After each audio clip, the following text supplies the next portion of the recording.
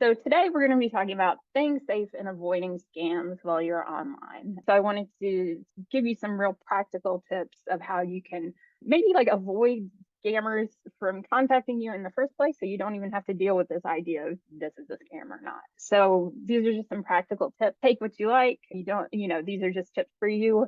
Some of these may be helpful, some of them not so much, but feel free to use whatever you want. So these are practical tips that I've sort of gotten from the Federal Trade Commission, oversees a lot of the regulations around online scamming and things like that. So these are tips that they've offered. A lot of this is specifically about using your phone because I know that's how most of us are accessing, but some of this works for if you are doing it on a laptop or desktop as well, or a tablet. Okay, number one tip. We've talked about this before, but it's a good thing to return to. Make sure your phone software is updated. When you get notifications about there being a new update for your phone software, go ahead and, as soon as you can, download that new update. And the reason this is important is because the updates are, constantly adding new features that protect against spam, that protect against malware, that protect against viruses.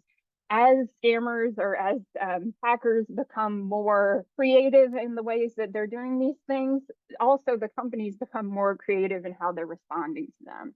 So when you get a new system update, it's going to have the most recent protections against these sorts of viruses or just identifying spam and scams. To check if you have a new software update, first I'm going to show you on Android. You're going to go to settings, so that's the gear icon. And once you get there, you're going to scroll all the way down to the bottom of that menu to where you see software update. And you're going to click on that. So click on the gear for the settings and then go all the way down the screen to software update. And then if you have one, click on download and install. If you are already up to date, once you click on download and install, it's going to tell you that you're up to date and you're all good. If you click on download and install and you're not up to date, it's going to give you the newest version to download. You may want to do that while you're connected to Wi-Fi, depending on what your plan is. But generally speaking, it's going to take up too much of your data to just go ahead and do that install. But I would recommend doing that as often as possible. I think that Androids automatically are set to do automatic updates. I believe that mine does, which is why mine's up to date.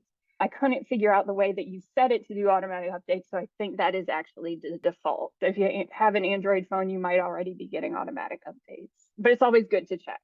If you're on an iPhone, you're going to go to settings, it's a similar looking gear on your phone. And then you're going to click on general. And when you click there, you should see if there's an update to install. So it'll look something like this.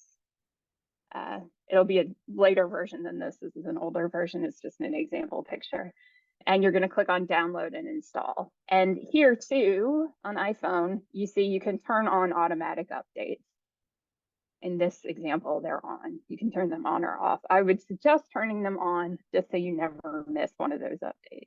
Okay, another thing is to use strong passwords and security answers. I know passwords are a pain. I know remembering them can be a pain. Ideally, your password should be at least 12 characters long, but still be something you can remember. I know that there are a lot of places that have very specific requirements about you need a capital letter and a symbol and a number. I would suggest making a password that has all of those things, but is still something that you can remember if you're okay with doing that. We're going to talk about some ways to make strong passwords that can be automatically filled too. So we'll talk about that in just a second.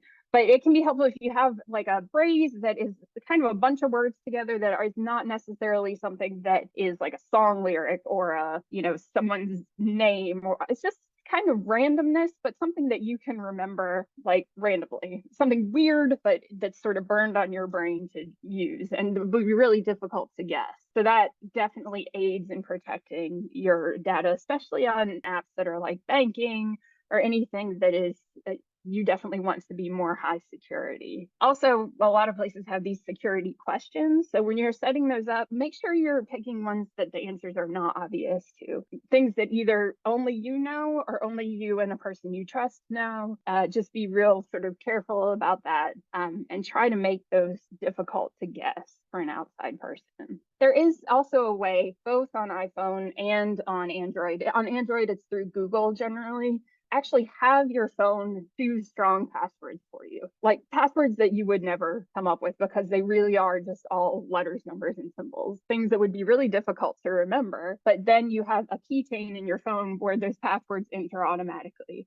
And generally, to make that password enter, you're going to have to either do your phone's unlock code, or if you have biometrics, so you'll have to do like a thumbprint or a face scan. So there's that level of protection, but then your strong password enters there automatically. This is something that can be really, really helpful. You do want to make sure that your locking security on your phone is very strong if you're using one of these, because that's going to be sort of a primary way to keep that data protected. But it's going to be really difficult for people to hack your password because it's encrypted, and it's going to be really complicated. It's not going to be something like ABC123, or even something like your name and birthday. I find that helpful for remembering my passwords for some things, especially things that I don't use that much, but I do want a secure password on. And you may have seen this too, that some apps have something called two-factor authentication. What that means is for an added level of security, they have you verify your identity in two ways. So you might have a password, and then it'll send you a push notification and you have to enter a code. Or it might have a password and then your fingerprint or your facial scan if you're using biometrics on your phone. So that's another way to just add an extra level of protection to your data on apps that have this as a feature. Some apps will do this automatically. Some apps just, the two-factor authentication is built in because they want your data to be that safe. Others will give you the option of doing that or not. I know it can be kind of a drag, so doing two things as opposed to one. But if it's something that you're really invested in keeping safe, I would suggest selecting two-factor authentication and then choosing the ways that you would then identify yourself. It's like having an extra super lock on the door to that app. Okay, so let's talk about blocking scam emails and calls. You will see here that I had Les send me a fake scam email. Les is not a scammer. This is a sample. So we have, win $10,000, just send me your social security number. This is a real simple one. A lot of them look very real. But generally speaking, if it's something that sounds too good to be true, it probably is. And if they're asking you for personal information, like social security numbers, like, anything having to do with your Medicare, Medicaid account, anything like that, that is a huge red flag. That is not something that you should be sending via email. If you ever needed to share that information with anyone, it would be in a very secure, protected system, and it would not look like this. So be very, very suspicious of anything that looks like, oh, just send me some personal information and something great will happen, or it'll prevent something bad from happening. Just ignore these. If you do get these in your inbox, generally speaking, Gmail's gotten pretty good at filtering it out. Lots of other email providers too. The filters for spam and scams like this have gotten much better over the years, but they're not perfect. So you might still end up with one of these in your inbox at some point. So let's talk about what you can do if you get one of these. So if you get an email that looks like it could be spam or a scam, what you're going to do is tap the three dots at the top of this. You can't see it right now because it's behind this menu, but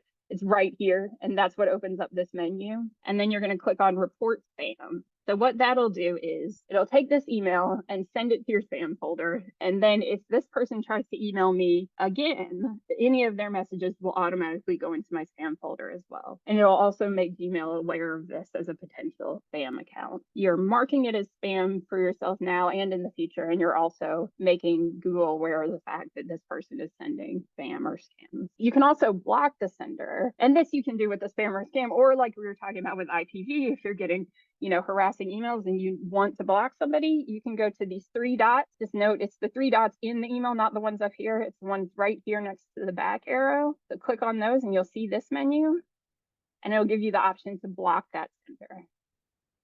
And again, I don't want to block less. But once you block someone, you won't be receiving emails from that sender anymore. Just note too, if you accidentally block someone, you have a couple of seconds to undo it. There's a way to go in and undo it after the fact too. So you haven't blocked them forever, but you do have a couple of seconds where there'll be a notification down here saying that you blocked them. Do you want to unblock them? So if you accidentally do this to somebody that you don't want to block, you'll have a few seconds to undo it. So just keep that in mind. And like email providers, many cell phone providers, they've implemented better tools to identify potential scam callers. It's likely that you may have seen, I get a lot of these, but phone calls or texts that are marked scam likely. That's something that my phone does automatically. And I know a lot of phones do that automatically at this point too. It's like they have scam detecting software that's built into the phone itself. So they'll tell you when there's a likely scam call. So that can be really helpful. And so don't answer these calls or texts. So if it says scam likely, trust that it is. If you get a call or text that isn't marked suspected scam or scam likely, but it still seems suspicious, you can block the number. You can block the number from a likely scam too. Let me show you how to do that. Okay, we'll start with iPhone.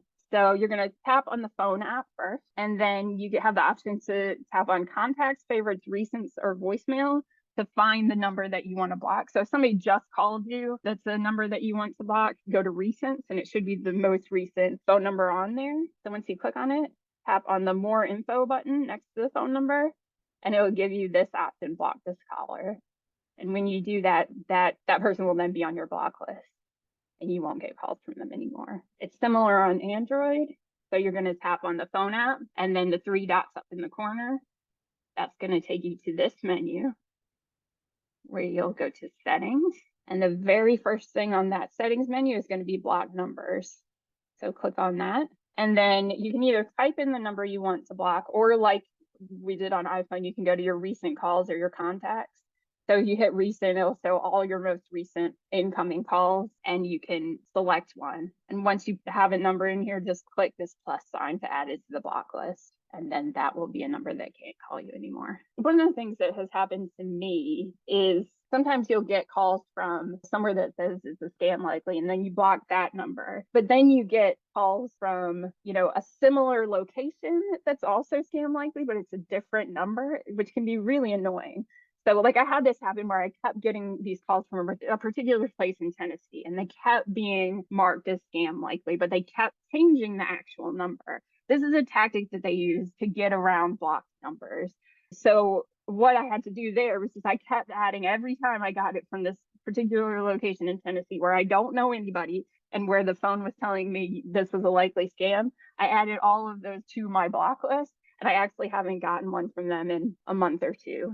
So it's kind of a pain, but if you go through that process of blocking the individual numbers, you can actually, at a certain point, fend this off. Also, another way of going about this, and something you should consider doing if you've had issues with any of this, is reporting. This is a government website that sort of puts you in the right direction of where to report specific kinds of scams, internet stalking, bullying, that sort of thing. If you are experiencing IPV-related internet abuse, do reach out to an IPV organization like Connect. I think that is really good advice for that specific kind of technological abuse. If you are being threatened with somebody stealing your identity or somebody hacking into your bank account, this might be a good place for you to go. So what you'll do is you'll get to a webpage that looks something like this, and it'll say find the right place to report a scam. And then it'll ask you what kind of scam you want to report. And this will sort of send you in the right direction of where you should report to.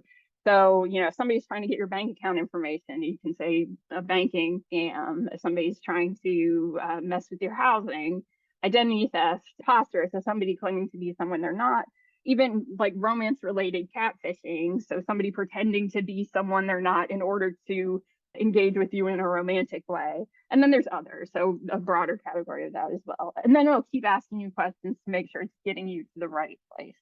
Lots of online related scamming, they will direct you to a specific place to report based on what it is, but they will also probably direct you to this portal that is the FBI portal for internet crimes. And you can report a scam or any kind of fraudulent activity online through that, and you can do so anonymously. So just so you know. And the importance of this is not only to get it to stop for you, but to help protect other people from these same people doing it to them as well. So that can be a really helpful step in the process.